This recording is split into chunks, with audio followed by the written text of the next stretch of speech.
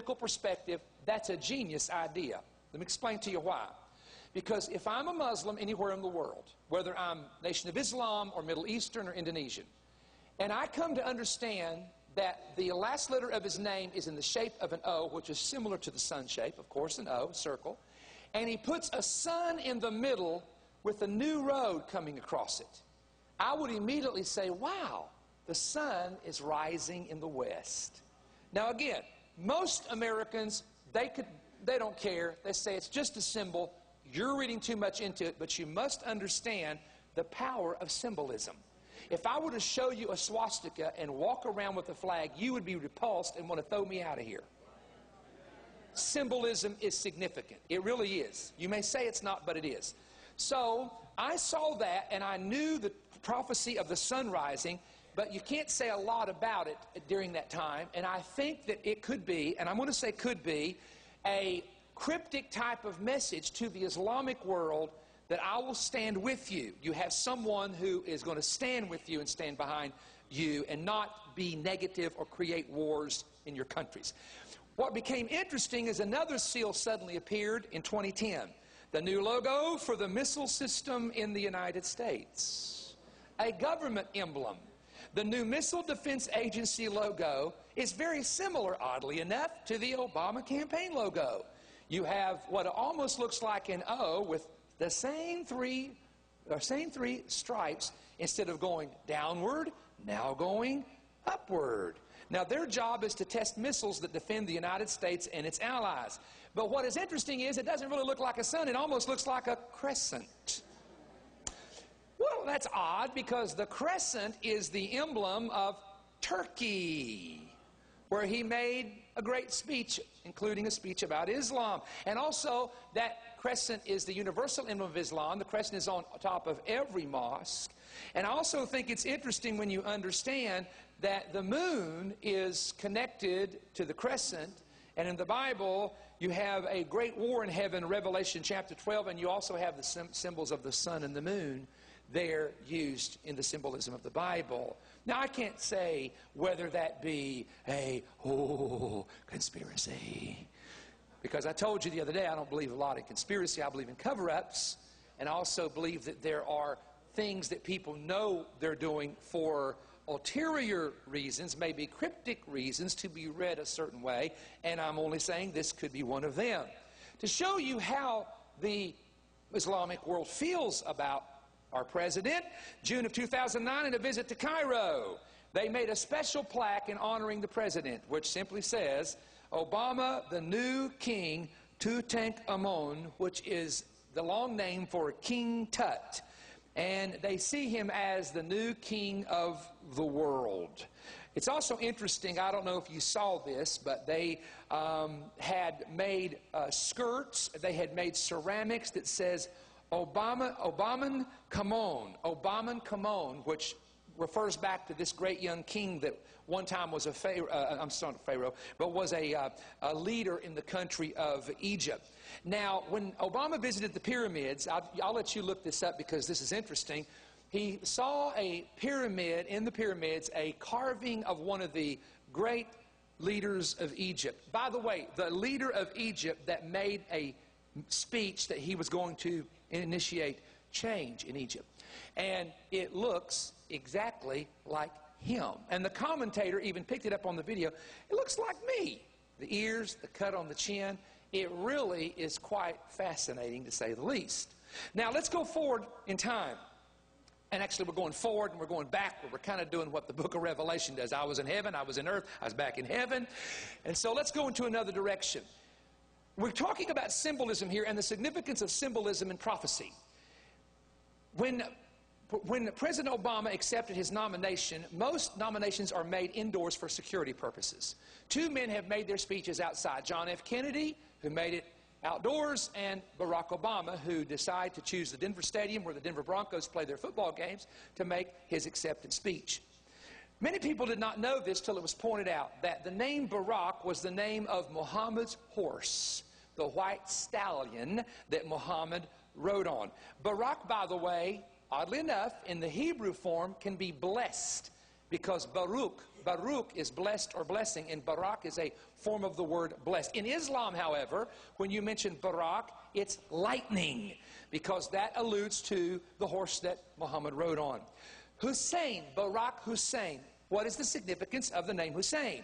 Hussein ibn Ali traced his descendancy to Fatima, the daughter of Muhammad that Muhammad loved dearly. He was the third imam in the Shia branch of the Islamic religion, considered to be one of the 14 infallible imams of the Shia religion. Hussein was killed in a battle in Karbala, Iraq in 680 AD, and was one of the last actual descendants of Muhammad. So therefore, when you name a child Hussein, you always are connecting it to the Shia branch of Islam, to this particular man who is still honored to this day by the Shias in Iraq.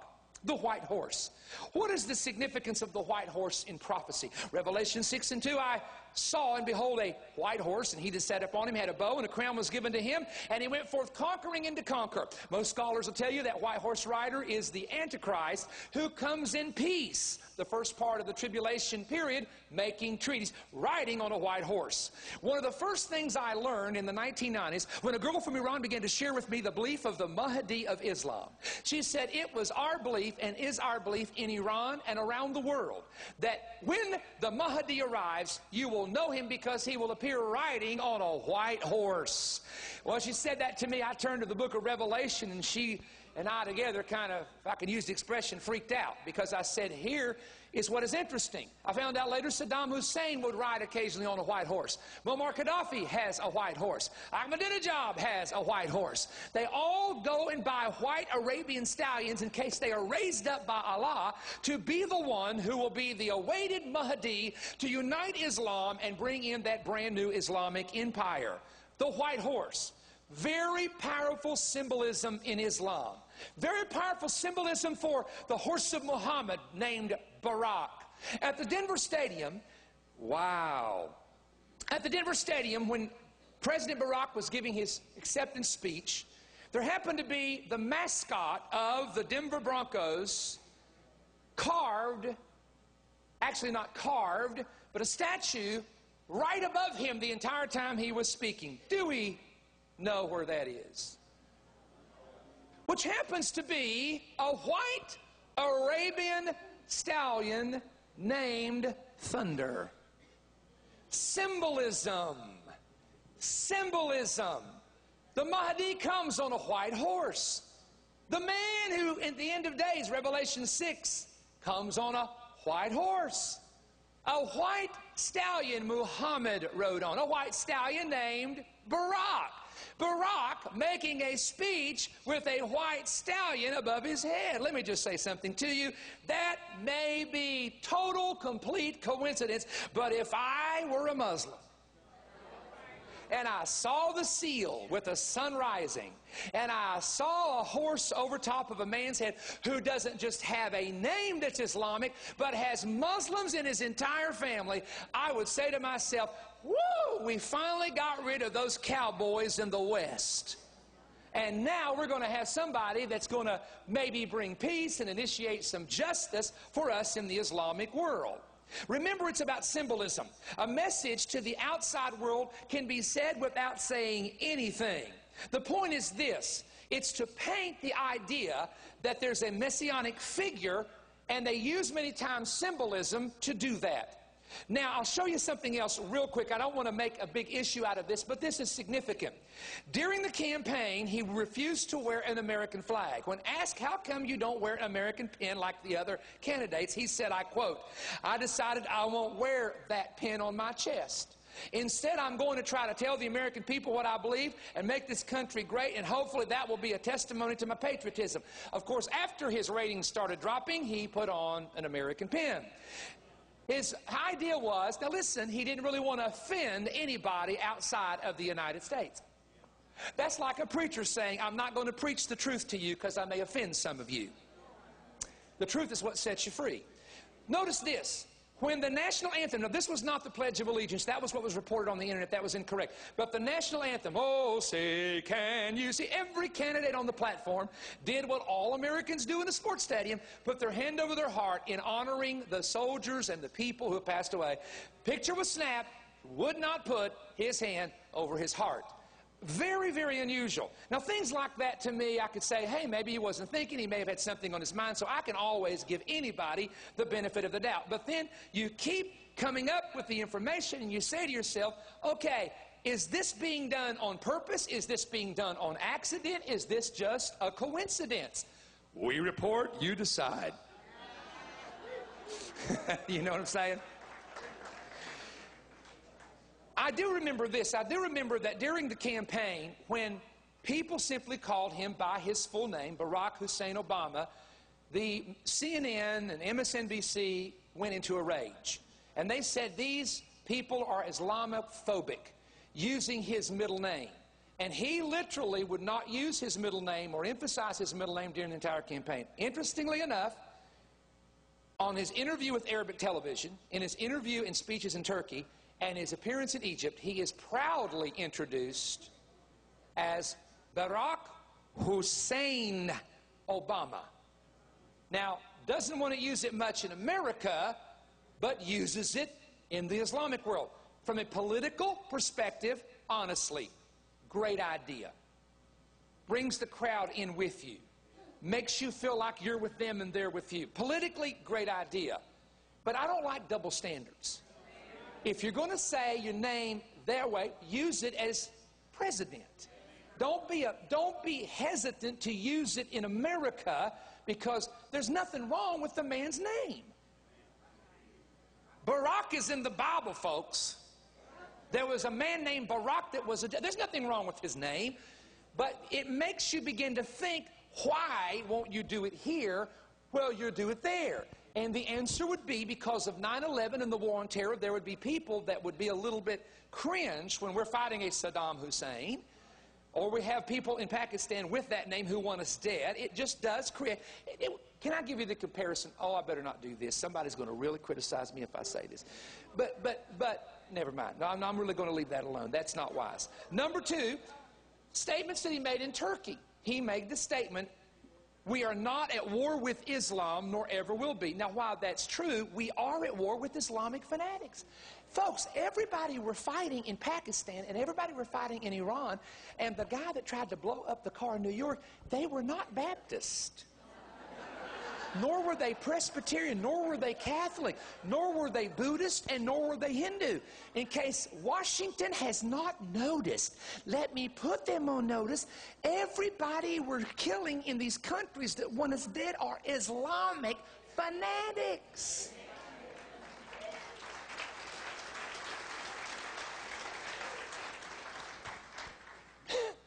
I mean, just the other day, Eric Holder, advisor to the president, is sitting there, and a politician simply asked him a question. Do you believe that the car bomber in New York was an Islamic fanatic? He wouldn't answer. He got asked 8 times or 9 times in a different way about, do you think some of these individuals are being trained by Islam? The guy would not say the word Islamic fanatic. Do you know why? Can I tell you why? Because when he became president of the United States, one of the things he demanded them to do was to cease using the word in all departments of government, Islamic fanatic. When that man in Texas killed our troops, I have never been more angry in my life that our president did not get up and call it for what it was. We are at war with Islamic fanaticism. No, we're not at war with Muslims. There are a lot of Muslims, honestly, I know them in Israel, that are peaceful people. I'm their friend. We eat together and laugh together. A simple-minded Muslim who keeps his religion in a simple fashion is a very friendly person. I'm not kidding you. They're funny. They're nice. They'll invite you to their house. What would you like? I mean, that's how they're supposed to be. But there is a fanatical element. One woman who used to work in the Justice Department told me 200 million, approximately, fanatics that would love death to America and death to those in the United States. Now, that's a war, folks. A million's big enough, but 200 million around the world? And so I'm disturbed when our troops get killed and then the White House takes all the papers to themselves, won't let the Senate and the House do an investigation. Come on now, talk to me. Talk to me, somebody. I was also disturbed, and I'm going to, Larry, change some things up, and you're going to have to just watch me on this. But I was also greatly disturbed, and I mean this sincerely.